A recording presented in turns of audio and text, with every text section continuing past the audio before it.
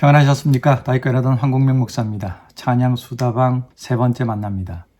지난주에 CCM은 예배 시간에 부를 수 없다라고 말씀드렸더니 여러 가지 반응이 있었어요. 어떤 분은 몰랐다, 또 어떤 분은 찔린다, 또 어떤 분은 핵사이다 발언이다, 이런 분들도 계셨는데 한 분이 굉장히 서운해 하셨어요. 예배를 하나님께 드린다. 앞의 내용들은 다 동의하겠는데 마지막 주만 바라볼지라에 대한 얘기만은 동의할 수가 없다. 그 노래로 내가 받은 은혜가 얼마고 하나님 앞에 쏟은 눈물이 얼만데 왜 그 노래를 예배 시간에 못 부르게 하느냐, 이런 내용이었습니다. 우리가 이제 논리적으로 차근차근 잘 생각해 보셔야 돼요. 예배는 하나님께 드리는 것이라는 것에는 아무런 이견이 없으셨어요. 그건 누구나 다 알고 있습니다. 또 예배의 용어에 대해서 예배를 본다 그랬다고 혼났다는 분도 있어요. 예배를 어떻게 보고 가냐? 예배는 드려야지. 그런데 예배라는 단어 속에 이미 드린다는 의미가 들어가 있기 때문에 한국말로는 정확한 표현이 예배한다가 맞다고 합니다. 아무튼 하나님께 드리는 거예요. 저는 이 예배를 공부할 때 예배학 속에서 그 예배학에 대한 정의나 예배학의 역사나 예배학이 뭔지 이런 건 있었는데, 지금 우리가 드리는 예배가 어떻게 구성되고 어떻게 하나님을 만나지는 것이냐에 대한 설명은 없더라고요. 그걸 이제 성막을 공부하면서 깨닫게 되었습니다. 이건 한 학기 강의 내용이라서 자세하게 설명드릴 수는 없고요. 일단 우리 예배 순서 속에 이 예배의 의존적인 흐름이 있더라고요. 구약에 우리가 죄를 지으면 죄 문제를 해결하기 위해서 하나님께 나아갑니다. 성막으로 나아가죠. 그러니까 예배는 하나님께 나아가는 거예요. 그리고 하나님 만나서 하나님이 지시하신 방법대로 순서대로 그렇게 제물을 드려서 내 죄 문제를 해결하는 게 구약의 예배였어요. 신약의 예배는 이제 예수님 십자가에 달려 돌아가실 때 성소와 지성소를 나누고 있던 휘장이 위에서부터 아래로 찢어졌다고 그랬죠. 그래서 옛날에는 대제사장만이 들어갈 수 있었던 지성소에 하나님이 임재의 장소인, 하나님이 우리를 만나 주셨던 그 장소인 지성소에 이제는 누구든지 예수 그리스도의 보혈의 공로를 의지해서 나아갈 수 있게 된 겁니다. 예배는 가장 중요한 포인트가 하나님을 만나는 거예요. 하나님 만나서 내 죄의 문제, 내 삶의 문제를 해결받기 위해서 나가는 겁니다. 우리 주보 순서에 임예송이라는 예배의 부름, 이런 표현으로 된 순서가 있었어요. 이게 바로 하나님께 나아가는 겁니다. 먼저 하나님 내가 나왔습니다 라고 하고 이제 예배 순서대로 성막 안에 들어가서 성소를 통해서 지성소까지 나아가는 게 우리 지금 예배 순서에 있어요. 그래서 먼저 하나님께 나아가고 빛이신 그분 앞에 나아가면 보여지는 나의 죄. 먼저 우리 죄를 자백해야 돼요. 물두멍에 우리 죄를 씻어야 됩니다. 우리의 잘못을 씻어야 돼요. 그렇지 않으면 죽어요. 현장에서 바로 죽이셨습니다, 하나님은. 하나님이 우리를 만나 주시는데 조건이 있어요. 우리가 세상에서 얼마나 잘 살았느냐, 못 살았느냐, 그게 문제가 아니라 내 죄의 문제를 해결했느냐. 하나님은 우리를 사랑하시지만, 죄인들을 사랑하시지만 죄 있는 채로 받아주시지 않습니다. 그래서 우리 스스로 해결을 못하니까 예수님을 보내주신 거예요. 예수님을 우리 대신 죽이셨고 그분의 보혈로 우리 죄를 깨끗하게 하신다고 말씀하셨습니다.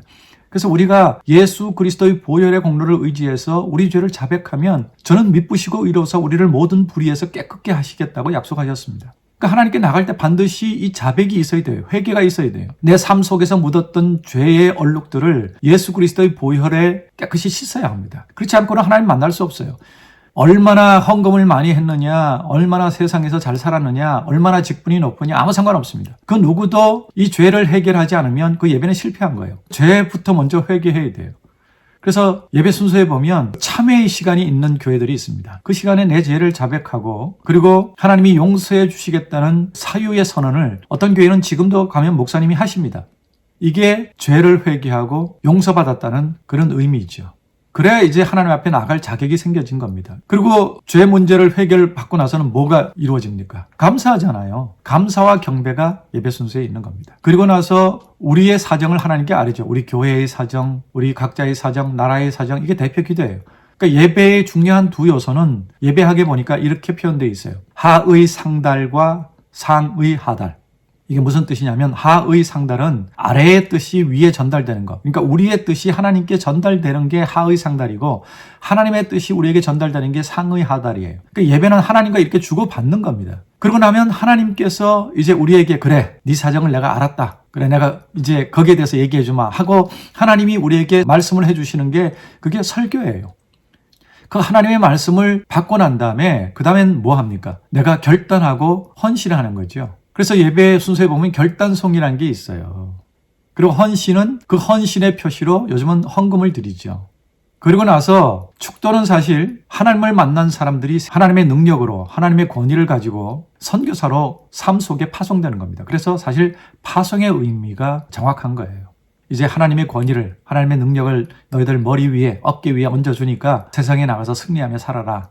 이것이 아주 간단하게 설명된 예배의 순서입니다. 이게 의존적인 흐름이에요. 예배는 하나님과 주고받는 거예요. 제가 주만 바라볼지라 가사를 잘 살펴보라고 한 말씀은 뭐냐면, 가사 보세요. 하나님의 사랑을 사모하는 자, 하나님의 평안을 사모하는 자. 누구예요? 사람을 얘기하는 겁니다. 그러니까 예배 시간에 지금 하나님 만나서 하나님과 대화하는 거예요. 하나님 보고 하나님의 사랑을 사모하는 너, 하나님의 평안을 바라보는 너, 너의 모든 것 창조하신 우리 주님이 너를 얼마나 사랑하시는지 이게 말이 안 되잖아요.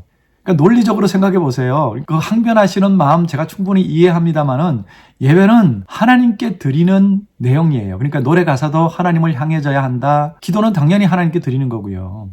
그러니까 여러분 예배는 1차적으로 내가 은혜 받는 게 우선이 아니라 하나님 기쁘시게 하는 것, 하나님 연락하게 하시는 것이 우선이에요. 근데 예배 순서를 제가 잘 살펴보니까 상의 하달, 하의 상달 말고 하나가 더 있어요. 그게 뭐냐면 제가 만든 용어인데 하의 하달이라는 게 있어요. 사람의 뜻이 사람에게 전달되는 거. 이게 오늘날 예배 순서에는 성도의 교제, 광고 이런 겁니다.